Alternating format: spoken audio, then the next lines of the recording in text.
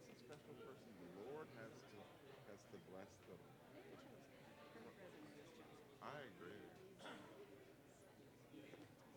Right. Right.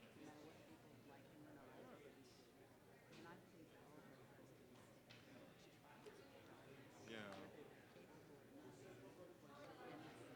No. No. Yeah. No. No, because you're well, because you're the leader of the free world. There's many interests and securities and free. Yeah.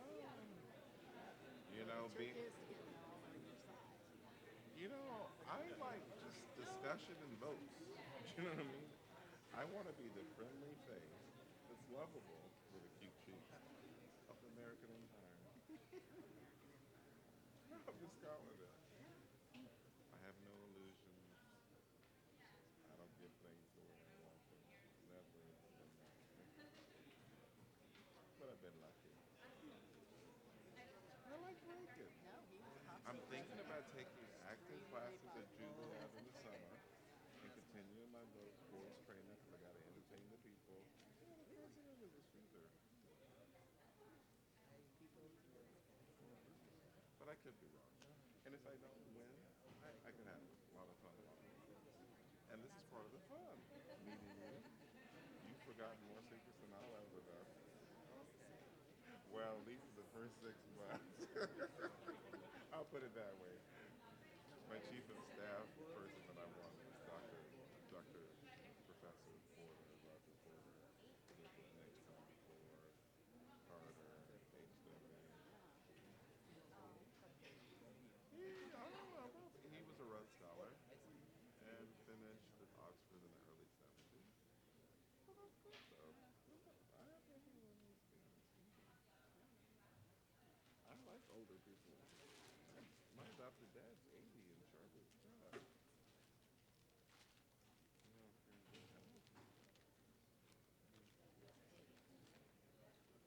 I'm 45 and I'm over the hill. I'm over 45 and over the hill now. You know what I mean. So, so say a prayer for me. I'll need it.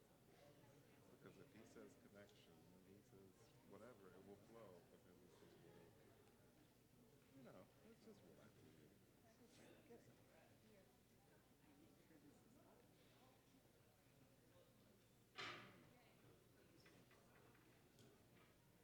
So what was he like before you touched seeing him?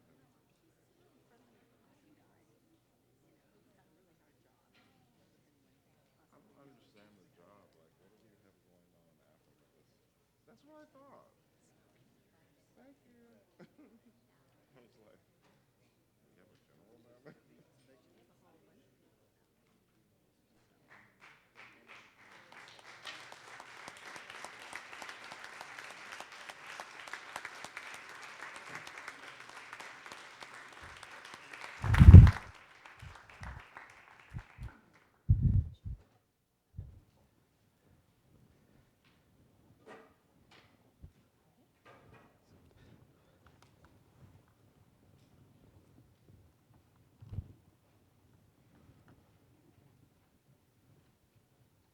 Good evening. I want to welcome you all. My name is Kalestas Juma. I'm professor of the practice of international development here at the Kennedy School. I'm very honored and pleased to have colleagues that I've known for a long time. We agreed that we'd have this essentially as a conversation.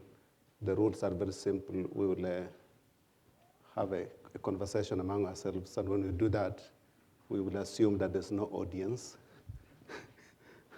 And then later on, we'll give a chance to everybody to ask some questions. I'm honored to have Ambassador Cindy Courville, who is a professor at the National Defense Intelligence College and former ambassador of the United States to the African Union. She has served as a special assistant to President George Bush and was senior director for African Affairs at the National Security Council, where she developed and coordinated US policy engagement with Africa. She's also been a director of of East African Affairs in the Office of the Secretary of Defense, where she coordinated US affairs on security and military activities on East Africa and the Horn of Africa. Prior to that, she served as Director of African Affairs at the National Security Council from 2001 to 2003. General William Ward became the first commander of the US Africa Command in October 2007. The mission of the US Command is to work in concert with other US government agencies and international partners to conduct sustained security engagement through military-to-military programs, military-sponsored activities, and other military operations as directed to promote a stable and secure African environment in support of US foreign policy. His military service has included overseas tours in Korea, Egypt, Somalia, Bosnia, Israel, and 2 tours in Germany. He holds a master's degree in political science from Pennsylvania State University and a bachelor's degree in political science from Morgan State University. Ambassador Jendayi Frazer is a distinguished public service professor at Carnegie Mellon University. Her research focuses on the utilization of science and technology and its application to solutions of development and governance in Africa. Prior to her current appointment, she served as ambassador, as was the leading architect of the US Africa policy over the last decade, and most recently serving as the US Assistant Secretary of State for African Affairs between 2005 and 2009. She has also served as a special assistant to the President and Senior Director for African Affairs at the National Security Council from 2001 until she became the first US ambassador, the first woman US ambassador to South Africa in June 2004. I want to invite you all to join me in welcoming our distinguished panel.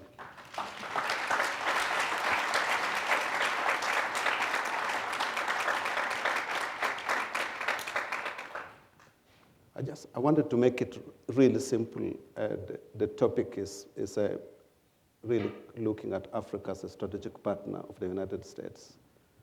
And given our background here, I thought that if we dealt with the issues that relate to diplomacy, how significant is Africa as a diplomatic partner of the US, then we could go to discussions on the security matters and on the economy.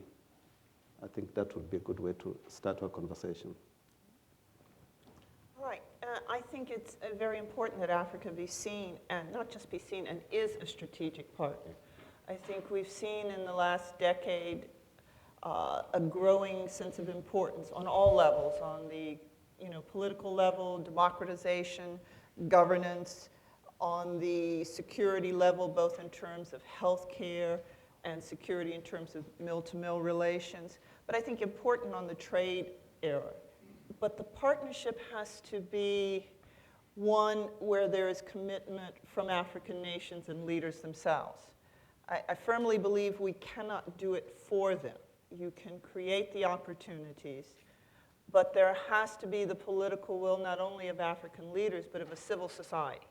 And if there is not a civil society that is balanced and willing to take on the commitments, though they're hard and some will have to pay very high prices in order to fulfill those commitments, then I don't think it's possible. It can't be a one-sided relationship. And I think the challenge for the US, if I could say the one big challenge, is long-term commitment.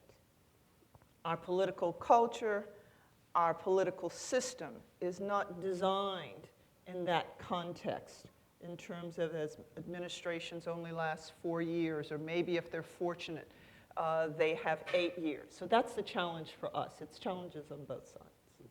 Good.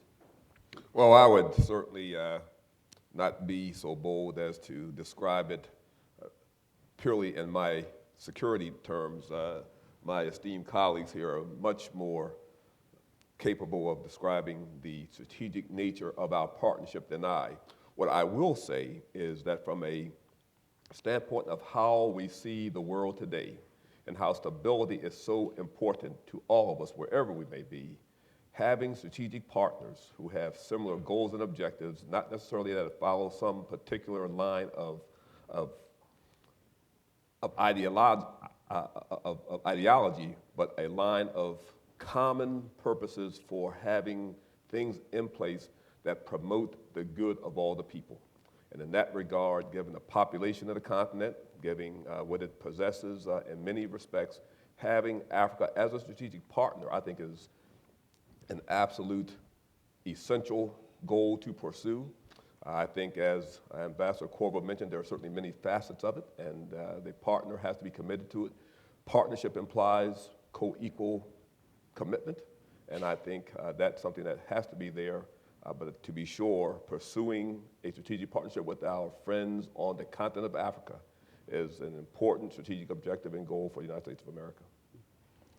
Yeah, I'd like to see us, when we talk about strategic, go beyond the partnership. We've for many administrations now, we've talked about strategic partner, and I think that we can elevate the relationship to a strategic alliance. And you normally have alliances with particular countries, and I think that there are countries in Africa in which the relationship has transformed or transcended just a simple partnership.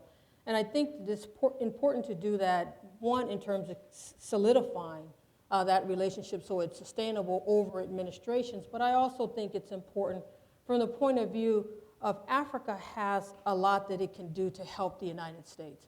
And not just in Africa, but in fact, African relations with the Middle East, for example, could serve as a bridge for the United States. Africans are always coming to us, African governments, and saying, look, I have relationships with this country or that country. I can work with you to help you. I think, as Dr. Courville was saying, our political culture is such that we tend to have the perspective of Africa as in need of our assistance, rather than that we actually need Africa's assistance as well to achieve our strategic objectives internationally. There was a time when some would say, well, Africa is not a vital strategic interest, it's a humanitarian interest. But those days have to be long gone. That notion was shattered because when we think about a vital strategic interest, we really talk about a threat to our homeland. And our homeland extends beyond our borders. It extends to our embassies, our facilities overseas. It extends to our officials and our citizens overseas as well. And so when we think about a threat to our vital interests and whether Africa raises to that level, the embassy bombings in 1998 tells us that, in fact, Africa raises to that level. You know, we're chasing AQIM, Al-Qaeda of the Islamic Maghreb, across the Sahel today. That's a threat to U.S. interests. And so I think that, one, the notion of, well, Africa is just a humanitarian is out the door. I think, secondly, that the partnership notion needs to be moved beyond in our future endeavors with Africa so that we could look at how they can help us as well as our assisting them. The mutuality that's embedded in the notion of partnership has been sustained now for more than two decades. You know, the Bush administration, the past Bush, the George W. Bush administration, 2 terms of the Clinton administration, another term of the Herbert Walker Bush administration. So we've had many, many years now in which the partnership notion has been unquestioned. Let me pursue this idea of strategic alliance a little bit. Say, if you look back, the 3 of you have been quite heavily involved in the continent. If you could think of any significant trends that are recent ones that demonstrate the significant rise of Africa as a key player and also as a strategic partner of the United States, what would that be?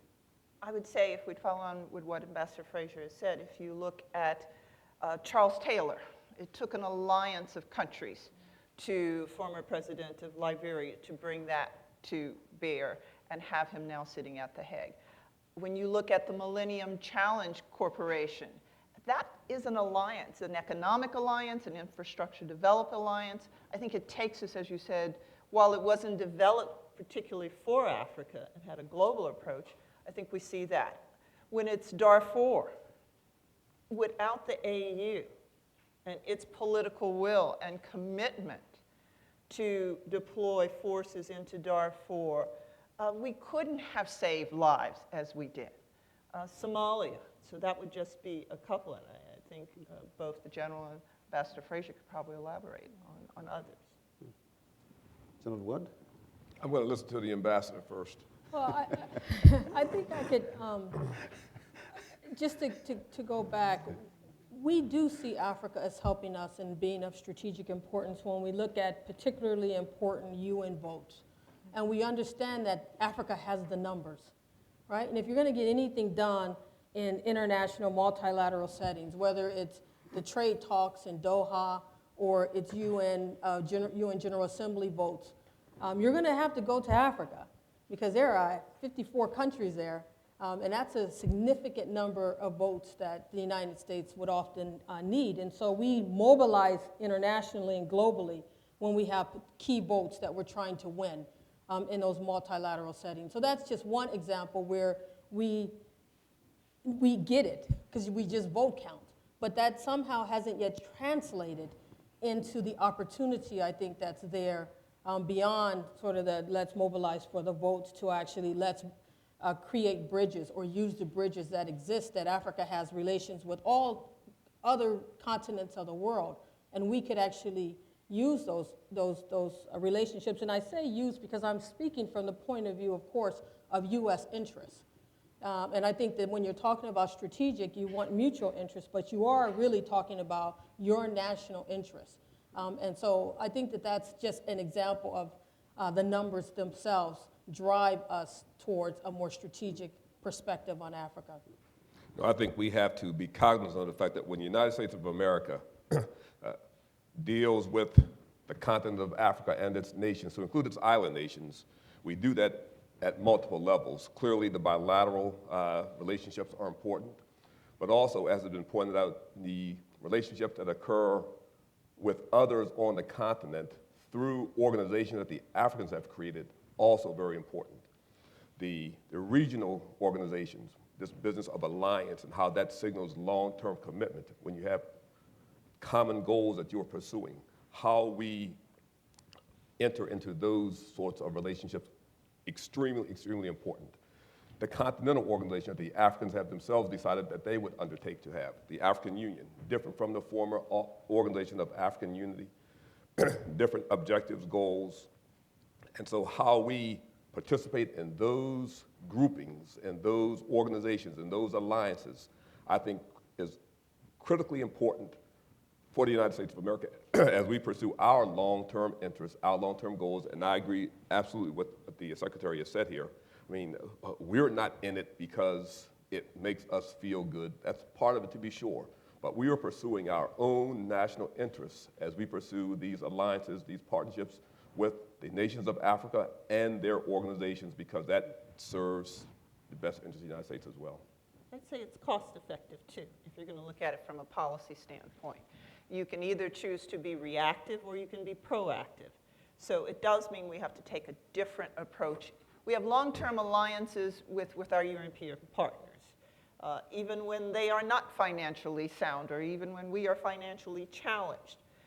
You have relationships with Russia. You have relationships with China. They're not always the kind of alliances you want, but it is in your best interest. So I think cost-effective-wise, we need to build, and as you said, make that transition or that leap now to alliances.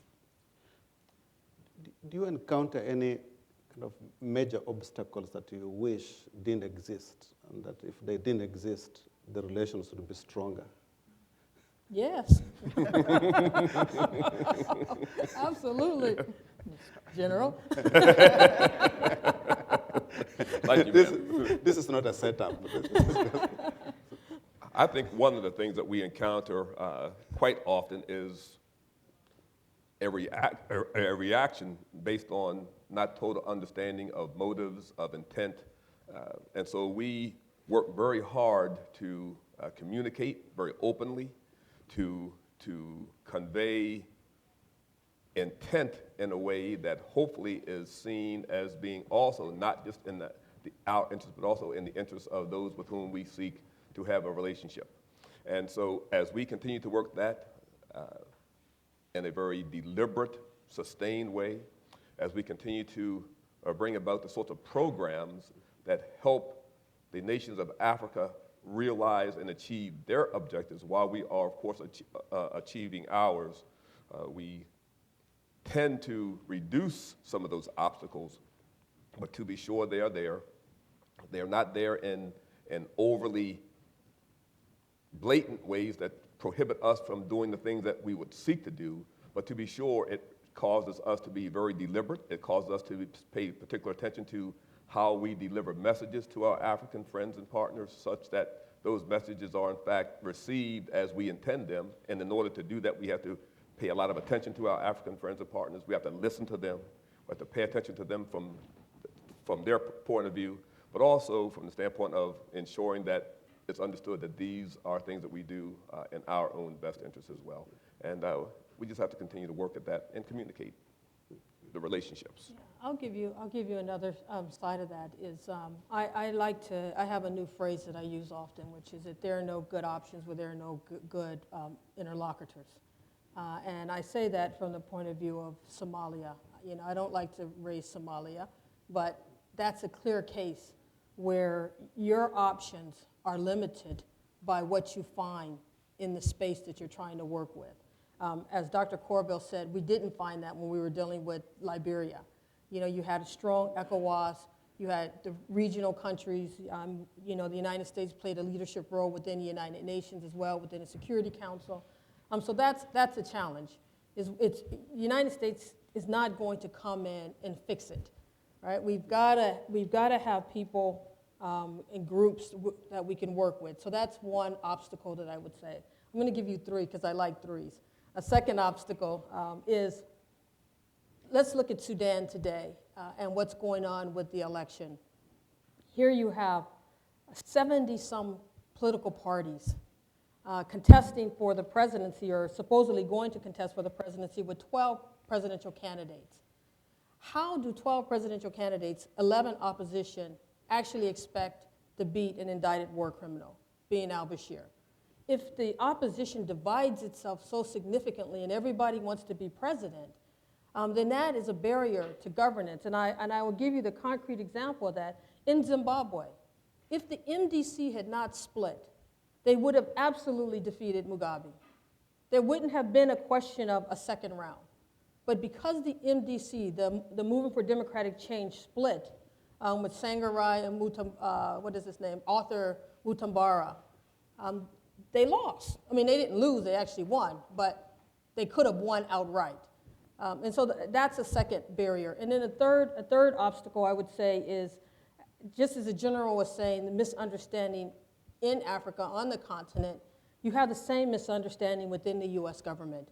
And so let's be very clear, when you're working Africa policy, it is very difficult to overcome prejudice, right? And it's very difficult to overcome perspectives about the continent, often driven by the media, right? The media which would want to continue to characterize Africa as a continent of wars, a continent of famine, a continent of dictators. And so sometimes when you're dealing with your colleagues, not from the Africa Bureau, and you're trying to push forward policies, you hit that barrier of lack of understanding, or put another way, ignorance, that makes it very difficult to move the ball forward. So those are three, but there are so many more. And if you elaborate on the one in terms of the media, even the supporters of Africa who want to help tend to put it in the humanitarian box at all levels. It's a disservice. And Africans themselves at times will say, oh, you know, it's just Africa. I really hate that phrase in quotes, because it's just Africa means there's no responsibility. We don't have to do it. If it happens in time, inshallah, whatever, you know, the phrase you want to come up with, that becomes the basis. And it's such a diverse continent, we tend to oversimplify it. Africans as a whole themselves sometimes undermine their own well-being, even when they have the ability to reach out. if they can reach out and they bring in, and I think it's wonderful that you bring in the Arab League for advice on what you're doing, but I don't always see the Arab League being so receptive to them reaching out. You know, it's a double-edged sword in that situation. But I think, again, African civil society has to be stronger, has to be more responsible, and require government to be more responsible. As much as we can do with alliances, I think at the end of the day, they have to want it more than we do. I've heard it argued that there's a lot of emphasis put on accountability and pressure on government and less being put on strengthening the ability of government to actually perform. Is that a concern you've encountered at all? I think we've seen a combination of the two. Yes, you want accountability. Yes, there's training. I still am concerned that we can come in and bring it. You can bring it, but someone has to embrace it. That political will that you see what Africans embrace and the willingness to go into Darfur, you have to have that same political will of a populace and of a government. We do have governments who are working. You know, we all go to Botswana. We look at Namibia. We look at Mozambique. They're still fledgling. But I think the glass is most certainly half full from my perspective. And that image of the continent as poor, downtrodden, you know, we have to go help those people. You know, it's an ego trip on our part a little bit. And I think we're well-meaning, and we've done some wonderful things in terms of policy. But that image and that perception, if you're going to have an alliance, and then you're going to be equal in that alliance, then you can demand accountability if you want to be part of the alliance. If, let's say, one particular country isn't as strong democratically, that wouldn't preclude you dealing with China, right?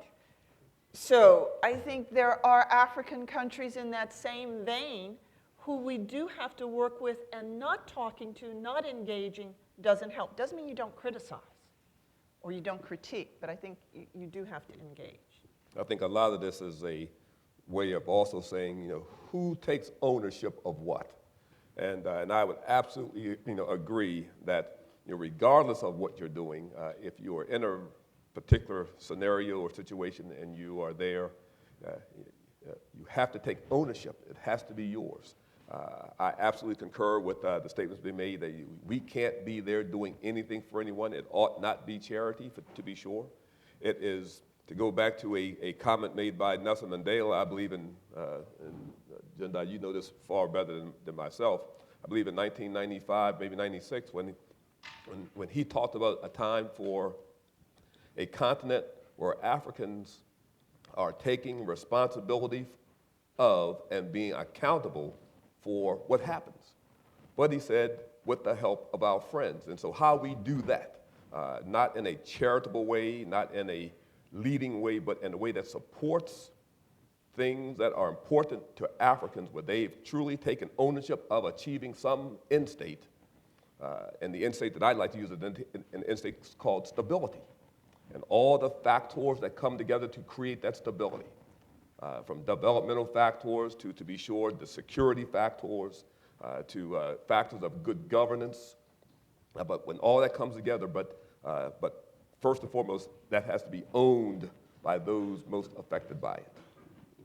I guess I would just add that I don't see the two as mutually exclusive, accountability and performance. And in fact, I think they would strengthen each other. And I would just say every country is going to go through its own processes and its own history to achieve both outcomes, hopefully, right? Not everybody wants performance and not everybody wants accountability, but I think that's where civil society of the country has to be mobilized and strengthened to try to bring about that accountability, and it's accountability for good performance. You know, so I think that the two are mutually supportive. Probably the most dominant theme in the media these days about Africa is the role of China. And I wanted to just hear your views from a diplomatic, defense, or development perspective. Long history between the continent and the country of China, and a history, especially in times of liberation. You know, China was seen to be there. Now, you can look at it several different ways. Is China there now for its own interests, or is it still a very strong alliance? Ambassador Frazer talked about the UN and the votes. China has most effectively, courted that vote and understands that you court the vote. You don't go 2 days before the vote that you need it, and then ask your dear friends, your partners, and your allies to please vote your way. I am concerned in some ways in terms of the economic endeavors of China. And I see it as, in many ways, very extractive, displacing indigenous, markets. But that also is up to African leaders to protect their countries, to set standards and limitations. And so I think we also have to hug China tight. We need them there too. It shouldn't all just fall on the US to engage, but I think along the lines of alliances, that troika with China and key African countries, or, speaking of the continent as a whole, it doesn't always act that way. Sometimes it's by region, and interests will differ. Yeah, I guess I would say that China is good and bad for Africa. It has a long history, without a doubt. It's there for mercantilist interests primarily right now, which is to grow its own, fuel its own economy using Africa's resources, raw material. But yet they also bring significant investment to the continent, and they also give African countries greater latitude to escape Western conditions, which is probably not a bad thing. I always say, people are always like, well, the United States and China are competing over Africa's oil. I say, no, we're not. We're competing over the values of transparency, the values of good governance, and China has shown itself not to care too much about that in its engagement with African countries, and they will try to escape pressure through China and can effectively do so over the short term. But I don't think that's in either China's interest or African countries' interest, because China often gets bit by the lack of transparency, because the corruption that they fuel on the continent ultimately comes back to hurt them and harm them as well as it does the people of Africa. So I think it's both good and bad, China's engagement. No, for me, the relationship that the Chinese have with, as was pointed out, the many nations of the continent of Africa are certainly rooted in their own national interests as well as the national interests of those countries. And I think the spectrum of those interests are as wide as we've heard here. From the standpoint of how we would engage or not, I think where there are commonality of purpose, especially where it leads to increased ability, I think there would be a receptiveness to that. We certainly are not in competition with the Chinese, and so where there's room to cooperate, to work together in order to help achieve a more stable continent, then I think those are goals that we would certainly be pursuing as well. The place where I think that that's especially true today is in Sudan, because clearly China is an ally of the North in the National Congress Party, and the United States has historically been that for the Sudan People's Liberation Movement. And these two partners in the government of national unity are about to clash, or are clashing, both in terms of this upcoming election, which may not happen, or will happen without the opposition parties, as well as the January 2011 referendum. And so if the United States and if China could work together to help constrain the parties in terms of return to war, I think it's a clear case where we have mutual interests and where we have significant leverage, the two of us, that we could try to exercise for the benefit of the entire region. So diplomatically, how would that actually work? What mechanisms could be used to create such a conversation? Well, under the Bush administration, there was a strategic dialogue with China, and we worked hard. It took years to get a common understanding about our different interests, for instance, in Sudan. And we actually were working together quite a lot there at the end of the Bush administration. I believe that strategic dialogue has continued. Yes. So that's one mechanism by which that relationship, in terms of a trilateral with Africa, can be carried forward. I think it's as important for President Obama to raise the profile of Africa in terms of his own personal engagement. As Dr. Courville said, you can't show up 2 days before. You have to be in a conversation. You have to have built the relationships. And so he needs to talk more to African leaders. That's the one thing I'll say. But secondly, when he's talking to leaders in China and in other parts of the world, Africa should be on the agenda. I don't know if it's not, but I don't get the sense that it is. But I definitely think that Africa should be on his agenda, and that the president himself very much could help elevate Africa in those dialogues that he has with world leaders. As we know, to work Africa, you have to be global. You can't just be the dialogue with the continent. And, as you said in the Bush administration, it was in every talking point, no matter which leader you met with. And then when you met with African leaders, you discussed other global issues. You just didn't discuss what was taking place on the continent. And though we didn't use the term alliance, we engaged in alliances, whether you were talking about the Middle East, and it was President Mbeki having the conversation, or talking about Iran. It was global in that kind of engagement. So I think, as you said, on the bilateral with China, but on a multilateral, and maybe on a very practical level, if their interest in the oil is to be protected, then they do have to play a positive role, or you're right, they'll come out on the short end. If you look ahead, say 10 years from now, how do you visualize U.S.-Africa relations? And this is a setup question. It's a setup. I think it can, well, I'm optimistic and the glass is half full. I think we will see each administration, hopefully, continue to build upon. And when Ambassador Frazer, looked back and she went over each presidency, with each time you lifted, it didn't matter if it was the other administration's or the other party's policy, you took it and you doubled it, you increased it. You might have changed the name sometimes, because that's politics. But you were bipartisan. If there were any issues that were bipartisan across the board, Africa and engagement in Africa by the U.S. has tended to maintain a very strong bipartisan approach. So I'm cautiously optimistic. Well, I'm clearly optimistic. I would not be in this business were I not. Difficult times, to be sure.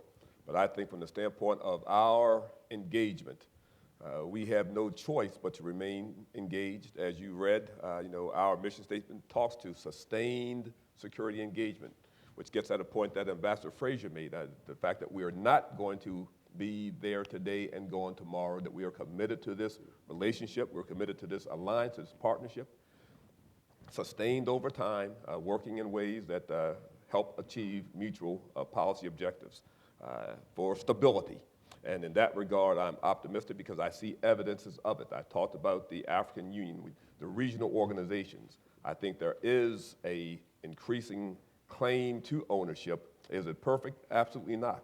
But I think we have no choice but to remain committed to it, to remain very much focused on achieving what we can based on Africans taking ownership of the circumstance.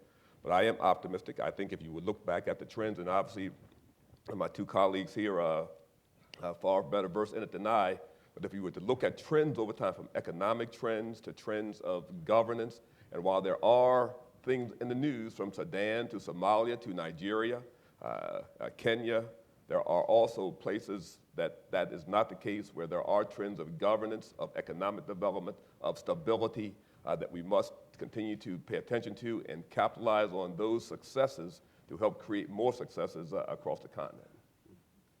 Yeah, the trends are really very, very strong in Africa. That's without a doubt. Even on democracy, when you have certain high-profile cases like the violence in Zimbabwe and the violence in Kenya, people start to think that the elections are violent, but actually there's been studies that show that the majority of African elections have not been violent. So we're doing okay there. We have to be sure to build more institutions to try to prevent these very close contests from ending in violence, without a doubt. But so on governance, I think it's fairly good. On economic development, it's been fantastic. Strong growth across the continent, even when there's been major shocks like the financial crisis or the oil, the price of oil going up or the price of food going up. That's still, across the last 10 years, it's been very strong economic growth on the continent. The number of people who are receiving antiretroviral drugs and therefore extending their lives have increased significantly in the last decade. And the number of conflicts have also decreased significantly over the last decade. So I think that the trend lines are extremely positive. On the US side, I am also very optimistic, and I think that we've built new institutions for engaging Africa, whether it's PEPFAR, which is global but was focused on Africa, or the Millennium Challenge Corporation, which was global but also has a significant Africa component, or the Malaria Initiative, the Combatant Command, AFRICOM. We've got really strong institutions that have been put in place, and I'm very hopeful that the Obama administration, with its announcement of the $3.5 billion food security initiative, will be another initiative that will really lead to the transformation of the continent, because so many are employed in the agricultural sector. And so, the amount of money, $3.5 billion, is good enough. You can actually get something done with $3.5 billion. The focus is exactly right on agriculture transformation, with a look at the climate as well. I'd like to see the details of that initiative. So I think that not only have we continued with our sense of partnership and our sense of engagement, but over in recent years, we've also built real institutions to sustain our efforts over the very long period. So I'm optimistic as well. Sometimes I wake up and I'm not so optimistic. There are days that I don't want to, I say, why am I doing Africa? I really should be doing something else. But most days I wake up and I feel blessed that I'm still in an exciting region, working on issues that are so important to all of us. And we still have such strong career diplomats, like Ambassador Carson and Dr. Gavin. And so I think you have people in place who have studied Africa, who have made their commitments. So I think the administration, and let's hope with an economy there are resources, and that they are protecting and guarding to make sure some of those resources stay on the forefront of Africa. So it's a challenge. Yeah, good. I want to turn now to our audience. There are microphones strategically located, so just line up behind the microphones. And the rules are very simple. Please keep it short, make it a question, and I've been told that a question is a logical sequence of words that ends with a question mark. And so please don't take advantage of it to lecture. Thank you so much for sharing your experiences with us and your optimism. I am equally optimistic about our relationship. Could you introduce yourself as well, please? My name is Aminu Gamawa. I am a lawyer, and I am the secretary of the Harvard African Law Association and an LLM candidate at the Harvard Law School. I'm a beneficiary of this relationship, so I am optimistic. But an ordinary man in the street in Africa will ask this question: what is it about humanitarian aid that needs to be militarized? And I'm talking about AFRICOM. Dr. Kumo testified before the US Congress to say that many Africans oppose the idea of the AFRICOM presence in Africa. So why do you think, or how is this important to the interests of the African people, since the populists are opposing the idea? That is number one, and if you permit me, I will ask a second question. I forgot to mention that one question per customer, please. I mean, the rule was enacted before I think I can answer the lawyer comes out. This is the lawyer, this is you talk about transparency And I think the same accusations has been directed toward the US. Because for long, in many African countries, we have oppressive and repressive regimes that the US has been transacting with, who have siphoned the African resources to the US, and it's still the same issue that you are raising with China.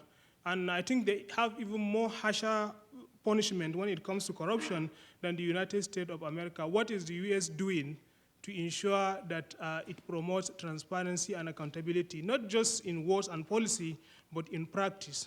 Thank you. Good, good.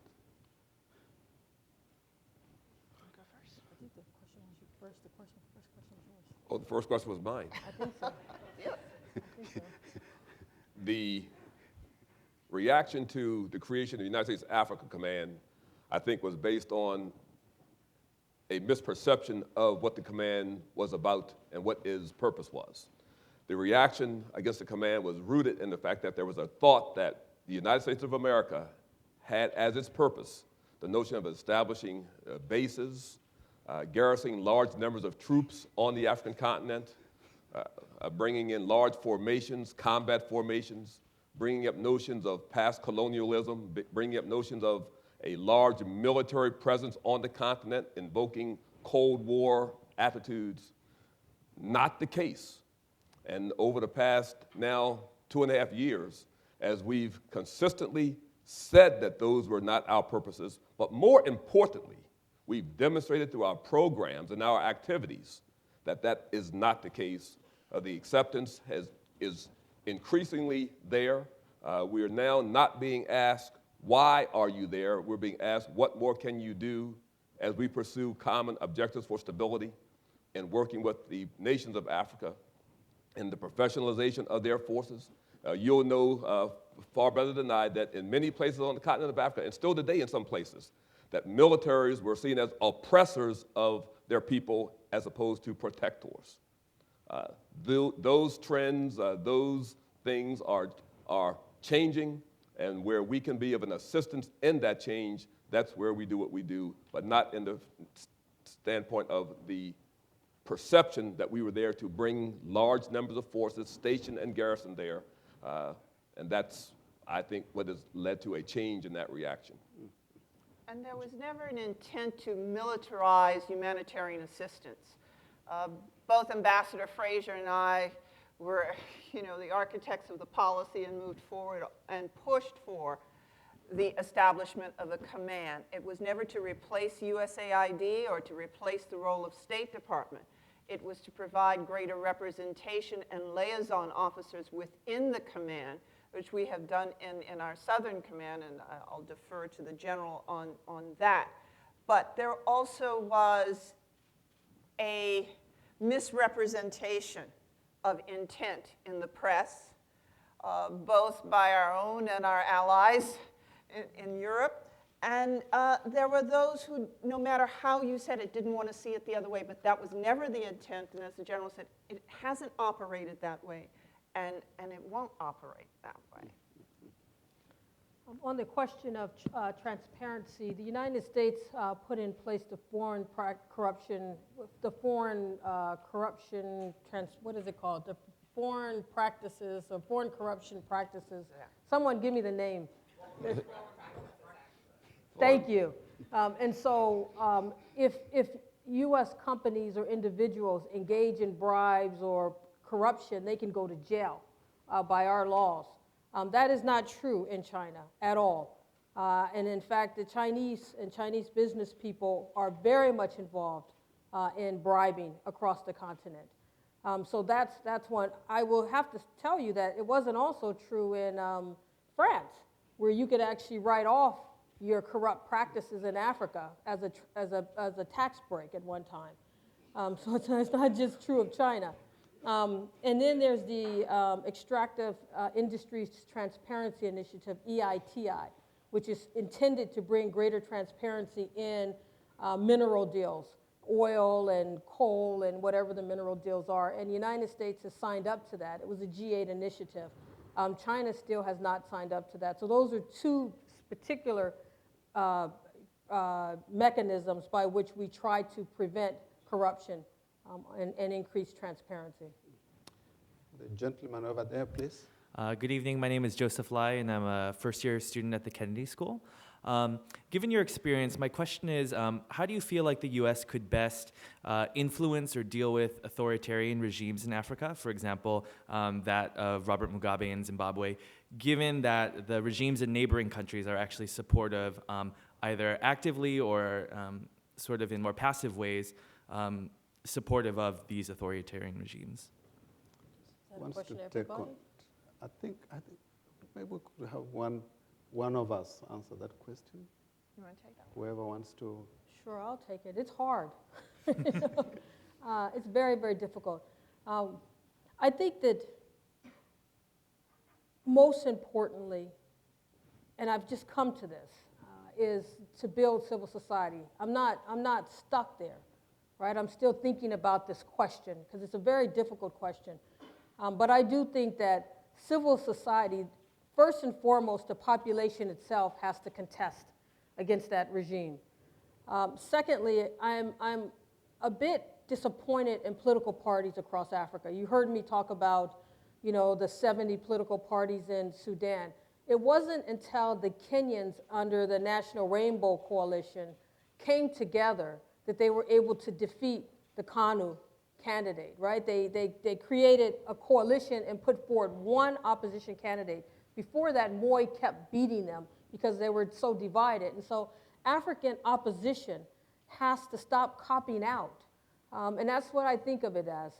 When they go to boycott, instead of staying in there, engaging and building the alliances that will be necessary to actually win the contest. So I think that that's part of it. But in the case of a regime like Robert Mugabe, which the civil society, labor unions, the NGOs, the human rights organizations were contesting. They were out there. They were trying to bring pressure to bear, and they just had the coercive instruments of the state rained upon them. How do you then push the process forward? In the case of the region, the critical problem was South Africa. It wasn't the other countries in the region. They all sort of bandwagoned with South Africa, even if they felt differently about what was going on in Zimbabwe. And on the one hand, I want to say that South Africa clearly shielded Mugabe, but on the other hand, it was the technical changes in the election laws that the South Africans insisted on with Mugabe, which gave MDC the opportunity to win that last election. So we can criticize the South Africans, and I think really they need to be criticized about Zimbabwe, but it wasn't all bad on the South African side. So again, my point, where there are no good interlocutors, there are no good options, I think is also there in the case of Zimbabwe. Every other conflict resolution situation that the Bush administration engaged in involved regional lead countries, the sub-regional organization, and the African Union, and them being lined up in a common cause.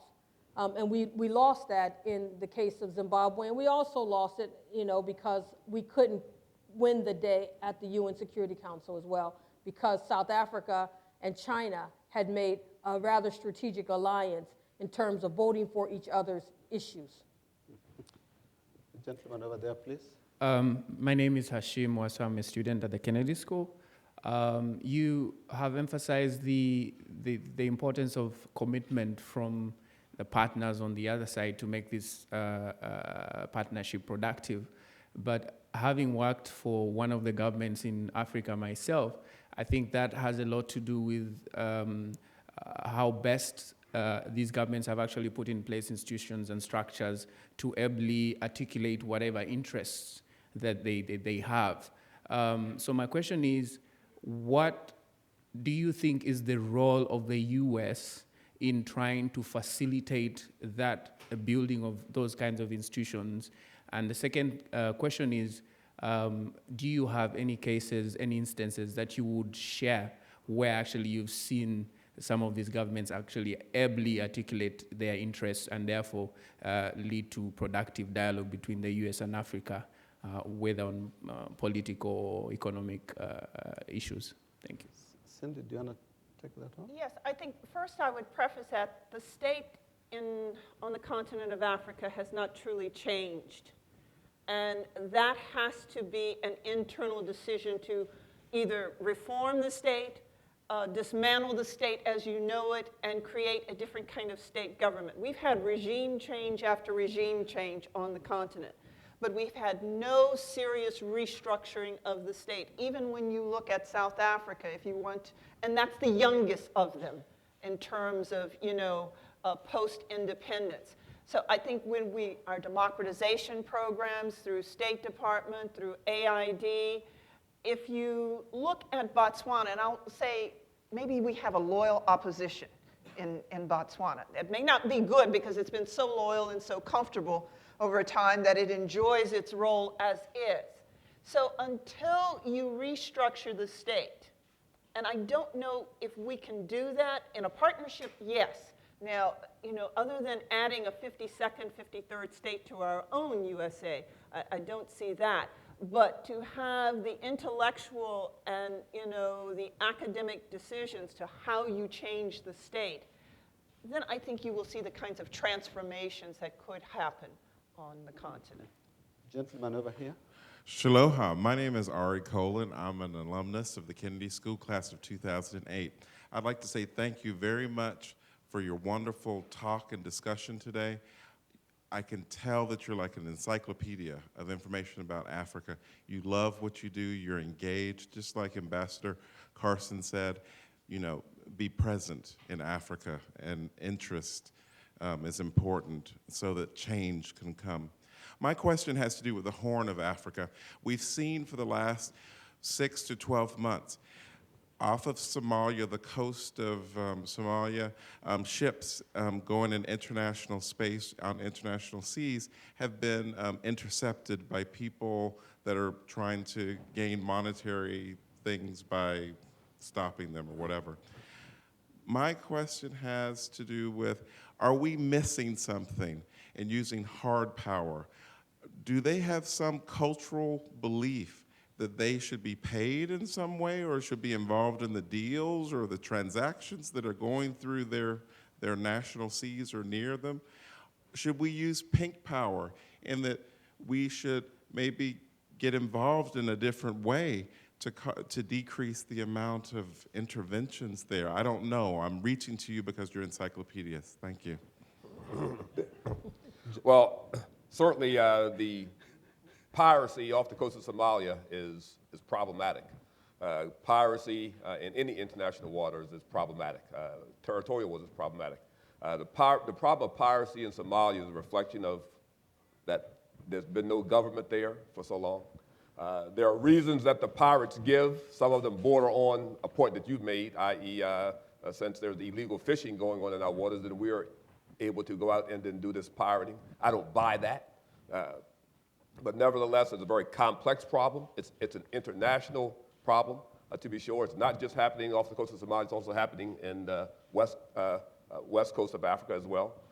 And so these issues of nations with an inability to control their territorial waters, either as a reflection of no capacity or as a reflection of lack of a government or a state, an apparatus that provides governance in a capable way, and also that provides opportunity or alternatives for its population in the developmental scheme. I think all of those are factors that are playing here. Yes, the gentleman over here, please. I'm from Somalia. I'll answer your question later on. Thank you for all coming. My name is Ahmed, and I'm a staff member here at Harvard. My question is two-part. What's America doing to defeat the Al-Shabaab terrorist group in Somalia? And if the current government fails, will you support recognizing the breakaway Republic of Somaliland? Cindy, you both of you really. This is a general's question. Defeat Al-Shabaab. I'm trying to protect my good general. Okay. Well, there are a couple of things that you can look at across the board in Al-Shabaab and being there. What role is it playing? Have they integrated themselves into the Somali clans? To what extent do they have a base of support? To what extent can the region actually play a role in intervening in that? Again, a lack of structure.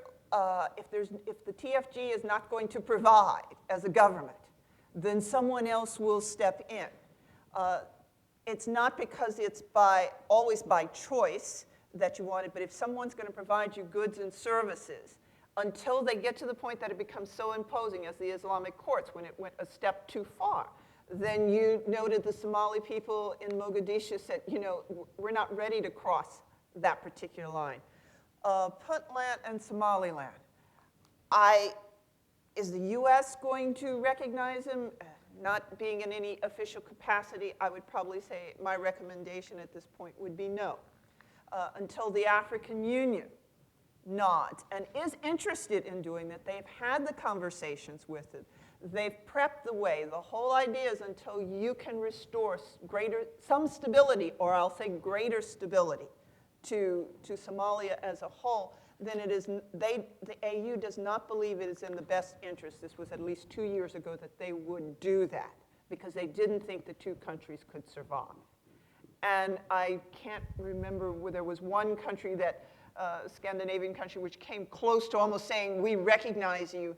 And the instability or the threats that were coming on both Puntland and Somaliland were so great, and that they backtracked. So I don't think it's in our best interest that an external powers be the first to recognize those two. I think the AU has. We disagree a little bit on this. You asked what the U.S. is doing to defeat Shabab. I would say not enough. Right? That would be my answer, is we need to do a lot more to defeat the Shabab. And I don't know all that we're doing, right? Because I'm not in those circles today. One of my regrets as Assistant Secretary was that I didn't push hard enough for us to recognize Somaliland. I think we should have. And our policy was to not get ahead of the African Union, but when I pushed for that policy, it was because I thought that the African Union was there, and they were there. Something changed, and I can't explain exactly what changed, but if I had it to do again, and I know that it's very risky, it would be a very risky move, and it could lead to the instability that Dr. Courville is talking about, but if I had it to do again, I would push harder for Somaliland's recognition. Could I discourage two-part questions? Yes, please. My name is Amy, and I'm a first-year student at the Fletcher School of Law and Diplomacy. Given you said that AFRICOM was never intended to militarize or securitize humanitarian assistance, ODA and OHA are trending that direction. What is AFRICOM doing then to improve civil-military relations to show that it's not becoming militarized or securitized? One of the things that goes on is our work with USAID and the Department of State. You know, those things that we engage in, it's not as if we don't do any civilian assistance activities. We have a civil affairs component that does, in fact, engage in civil affairs and humanitarian assistance activities. But those activities are activities that are supportive of the USAID and Department of State's proposals and plans for doing humanitarian work on the continent. In places where it may not be being done by USAID, in places where the Department of State, both the Africa Bureau as well as the Near East Asia Bureau, the ambassadors on the continent have said that these are areas, these are activities that would complement greater civil affairs and humanitarian assistance activities. That's where we would get involved. Not to lead it, but to take our lead from the direction, the focus, the programs that are being led by USAID and state. And we do have a limited role in doing that and facilitating some of the things that they're doing. Yes, over there, please. Thank you. My name is Patrick Horgan. I'm a first-year MPP student.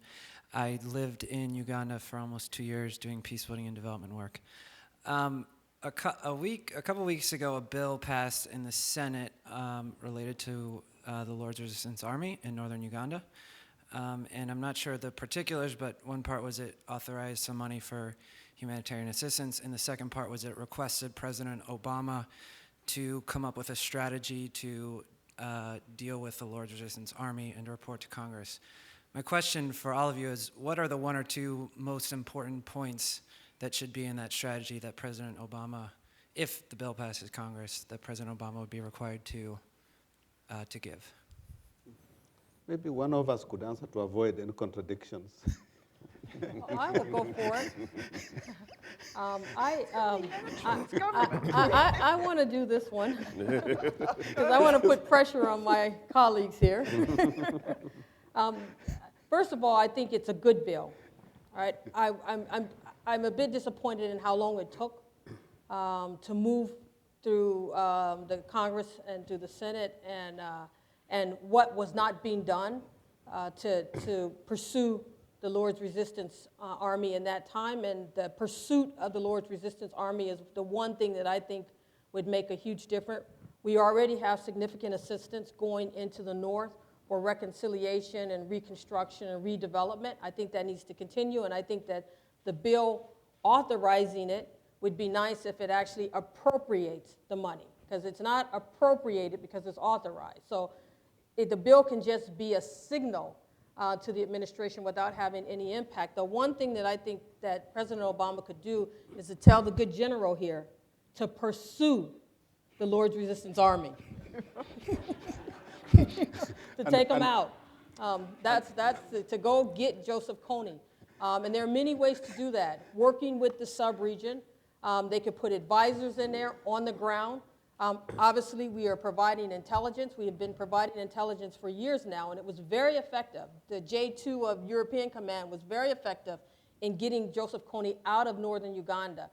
AFRICOM has continued to, or I think it has, continued to provide intelligence support, which is very important. We've provided material assistance, but what we haven't been willing to do is to put advisors with the units that are going after him and really bring American power to bear. There's many good reasons not to do it. People are scared that it's a slippery slope, that we can get involved in some atrocity that the UPDF or someone carries out. Many of those people who one would be tracking are children, right? We all know that, they're children, so how do you engage an army of children? But if we could take Joseph Kony out, I think that we would have no problem with the Lord's Resistance Army after that. And so I would like to see AFRICOM become operational in taking him, going after him. And that's not my decision. You don't want it to be my decision. President Obama. So the question was asked. I think my job is to protect my good general here. Yes, please. Hi, my name is Benjamin Sanvi. I'm visiting and taking part in the Africa Caucus Week. I chair a nonprofit grassroots movement of young Africans. I'm originally The combination of My question is regarding the next generation of African leaders as far as the youth are concerned. It's something that I've noticed through all of the forums I've attended, and whether it's in Washington, D.C., is I hear a lack of interest as far as, or emphasis on the youth of Africa. I want to know, and any one of you, since you all are from a policy perspective, is there anything the United States government has in place as far as dealing directly with the next generation of African leaders? Because what I have come to realize, and I think is general wisdom out there, that most of the problem comes from field leadership, and we cannot divorce it from the fact that the next generation are going to be the future leaders. So is there anything as far as a policy, from a policy direction, that the U.S. can do and did when you were Assistant Secretary of State? I think I'll have Cindy take that question. First, I share your concern with this next generation of leadership. It is not clear how they're educated, how they're trained, what their interests are. If you look back at the last 2 decades, most of them, with the exception of a few, were very well educated and scholars in their own right. Might differ with what their policy was and their final intent, absolutely. But it wasn't that they didn't have the intellectual capability. My concern right now is exactly that. Who on the continent? How well educated are they?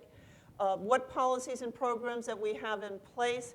I don't think, and even when I look back at the Bush administration, that we had strong policies in terms of democratization and training. We did have policies, but not directed at creating, per se, this leader. Now, with the Africa Center for Strategic Studies, which is not part of the command, on the military and civilian side, there were seminars that have been given over probably the last 10 years, 10, 12 years, 2 or 3 times a year on the continent and then at times here. So not nearly enough, and that is a big concern. Who's producing them? Are they coming through? Are coups coming back in vogue again? President Kikwete of Tanzania said he was really concerned that a new trend might emerge. Let's hope that's not the case. Or he also raised the concern that while we're good at having elections, and most of them are peaceful, we're not good at losing elections, which is what Dr. Frazer was talking about, forming coalitions, coming together. So in answer, I'm not sure that the current administration is focused directly on that. Are there programs that are in place, probably smaller ones, probably not meeting the demands and the needs? And there, I think you do need alliances with other countries to do it, to pool resources. Can I just add very briefly? Most of our programs dealing with youth were handled at the embassy level. They weren't coming from an initiative in Washington. But the Obama administration has the possibility of that because Michelle Gavin, the President's Special Assistant for Africa, is very interested in the issue of youth. And so if you want to try to engage them, it's at the NSC in the Africa shop where there's a person who has that particular concern and interest. The gentleman over here. Yeah, good evening. My name is Sibri Tapsuba. I'm coming from Africa. Directly, just for the week, and I'm taking real advantage of this opportunity here. I'd like to congratulate Callistus for bringing all of you here in the Kennedy School, and hope that we can also see you in Africa to engage in this type of discussion, because we definitely like to know what the U.S. thinks about its relationship with Africa. I have a very simple question. On all your examples and so on, you talked about mainly English-speaking Africa, but there's also French-speaking Africa, and there's a case now, Côte d'Ivoire, where things are not moving. For 10 years, we have somebody there who has been in power. He's not having elections. It's completely destroying the economy and the region. The U.S. is silent. Now, is there a deal with the French where you don't intervene in French countries? And so, because the impact on Côte d'Ivoire is being felt in English-speaking countries, Nigeria, Liberia, all the things that the gains of the past 10 years in that region are being reversed. What is the U.S. doing in this regard? With Côte d'Ivoire, there was an ongoing dialogue. It was at senior level. Again, I don't know, but I would assume that that dialogue is continuing to go on. And great pressures were put on President Gbagbo. He would make the agreement. We worked closely with the French. We worked closely with the Senegalese, the whole West African community to move forward. So at one point you saw the country literally almost divided in two. Our tactics were a little bit more subtle than the French when they destroyed the entire Air Force equipment out on the tarmac. So it is frustrating, as something you said, it's hard. The leader is sitting there. You have an opposition who actually finally was willing to come to the table. I think the African community itself also has to continue to put pressure. West African countries do have a track record, or have had a track record, of being effective in putting pressure. I would say my concern is that Nigeria appears to be very quiet in the region, whether it's Francophone or Anglophone. It's a regional player. I don't see much coming out of that I know of at this time that's putting the kind of pressure on that country to move the players to the table. Professor Frazer, you want to add? Oh, just Burkina Faso, right? I mean, Nigeria is not doing anything really in terms of the role that it used to play. But Burkina Faso is the one that I think got the opposition and the government. But my sense is until Gbagbo thinks he can win, he's not going to allow the process to move forward. General Ward, am I overprotecting you? I think one of the things that we certainly see is a requirement to engage with whomever seeks engagement with us. We don't force ourselves anywhere. That's, again, it goes back to how we see our activities moving forward. We do have robust relationships with many of the Francophone nations, Sierra Leone, Senegal. We go where our foreign policy says there's a relationship and where there are things in the defense security-related sphere that have been endorsed by the policymakers that we would then go in to do and help. In Sierra Leone, we're working very, very diligently. Other West Coast African nations, our maritime security programs are programs that I think are making tremendous headway as the ability of these nations who have been less than able to protect, guard, and secure their territorial waters is being enhanced through training, enhanced through the provision of equipment, enhanced through the professionalization or the increased professionalization of their maritime security forces, so they are able to do that more for themselves and not us having to be there or anyone else doing that for them. And so we're working along that line with many of the Francophone nations as we move ahead.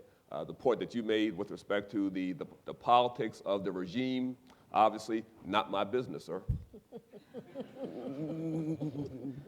I'll take a couple of questions, and then I apologize, we have to wrap up. And it'll be over there and the gentleman over here, and then I think we'll be...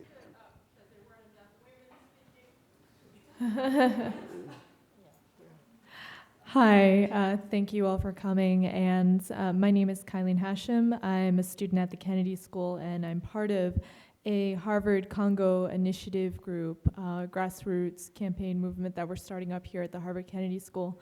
So my question to you is, what are some of the most important aspects of policy in regions that are prone to conflict like the Congo?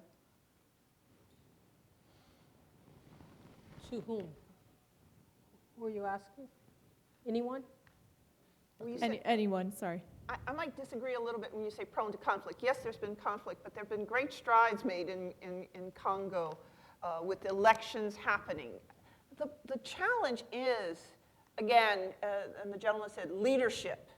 The challenge is the sheer size of that country. There is the political will of a people to have had the kind of election that they did. I was one of those doubters who thought Congo would fall apart into four things, and it stayed together. There is a Congolese nationalist identity.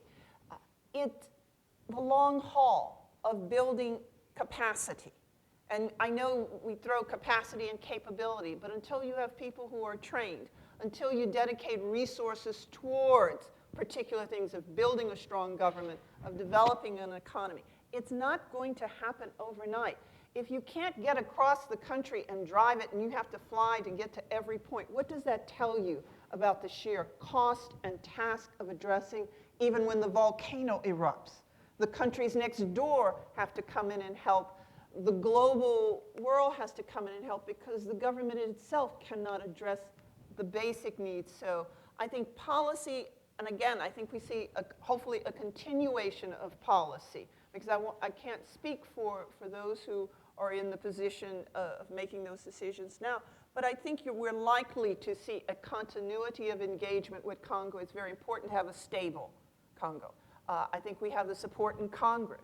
There's a large NGO base that's there, and folks like yourself. So it's a long-term engagement. It won't happen in 1 year, 2 years. We have to be there and form those alliances. One of the things that when Secretary Frazer was our Secretary for African Affairs in the department, an advocate for, finally happening for her, is a program that the Department of Defense is undertaking with the Congolese Armed Forces to help with their movement from what they were as a bush army to a more professional army that in fact conducts itself, acts more professionally, and is able to more effectively control its borders and cause those who are doing bad things inside of its borders to go away. That program is ongoing as well. And the Tripartite Plus, Ambassador Yamamoto and I chaired that for over 2 years with Rwanda, Burundi, Congo, and Uganda at the senior most level of foreign ministers and ministers of defense. Out of that came also a military liaison, and when the situation in eastern Congo erupted where President Coville could not handle it, he reached out in an unprecedented way and asked Rwanda to put in troops. That took years of very quiet diplomatic engagement, and that is still going on. So there's some things that won't be very obvious to all of you, but they're engaged. Yeah, I will take the last question from that gentleman, and I'm being told I really have to stop. I have no control over it. Yes, Thank please. you. My name is Ogbai Government, and I'm Eritrean American. What I'm is an African. You know, it's very disturbing. For Africa has never been at rest. It has been bleeding internally because, as Professor Aite has clearly stated, Africa has been betrayed first by its own leaders. When Africa became independent in the 60s, instead of using the indigenous democratic African culture, they brought the Western ideas and they tried to Westernize Africa. That's where African problem started. And then during the Cold War, could you ask the question? yes, Yes, during the Thank Cold you. War also, I mean, just what I want to focus is I want to give you a background, and I want to know where American interest is. Is it on the people's, African people's interest, or on the natural resources that are being actually a curse of Africa? Because during the Cold War, the United States and Russia were contesting. It was an economic battleground, and now China is moving into Africa, and the United States is not comfortable about it. So from the perspective of the United States interest, what is it focusing on? Because to give you a historical perspective, the Rwanda case was ignored by the whole world. So the question is it where the is resources American or the interest people? lying? Truly, I mean, what is the true nature of American interest in Africa? Thank you, thank you. Let me answer that. The true nature of American interest, if you look at administrations, that will give you some understanding of our interests. And what you will find is, I think Ambassador Carson was here the other day, and he outlined U.S. interests, U.S. Africa policy interests. And he could have been talking about the Bush administration's policy interests, or he could have been talking about the Clinton administration's policy interests. He said governance, good governance, democratic institutions, helping build those democratic institutions is a top priority. He said economic progress across the continent is a top priority. He said that mitigating and stopping the wars is a top priority. He said building the public health systems, building the capacity of African countries to deal with pandemic diseases is a top priority. And he said something that the Bush administration did not say, which was, we said transnational threats, of course, terrorism, et cetera, but where he also went beyond us is climate change. And that's a top priority of the Obama administration that has shifted. But 4 of the core interests, and 5 if you take transnational broadly, have been articulated by every single administration for the last 30, 40 years. And so I think that tells you where our interests are. In any particular situation of any particular country, how we pursue those interests will depend on the administration. It will depend on the leadership in that country. It will depend on the population in that country. And so it varies just like it does everywhere else in the world. So to sit back, I think that it was emphasized very many times that there are so many countries and there's diversity across the continent. And so to say what is the core American interest, I can only argue to you that we've articulated it over and over and over again. And as Dr. Courville says, sometimes we will change the name of a program, but it's basically the same program. If you talk about support for the people, PEPFAR is unprecedented support for the people of Africa. First 15 billion, then 48 billion, and now the Obama administration has taken that 48 billion and brought it up to 63 billion. When you talk about billions of dollars, you're pretty much talking about your interests, right? You know, we can throw away some money here and there, but when you're appropriating $63 billion, that tells you that is considered a core interest of the United States. All of that I would wrap up in the progress of the continent, the stability of the continent, which are fundamental interests for the United States. So I hope that answers your question. On that note, I wanted to thank you all for your interest and for coming, and to thank our distinguished panel very much, and thank you.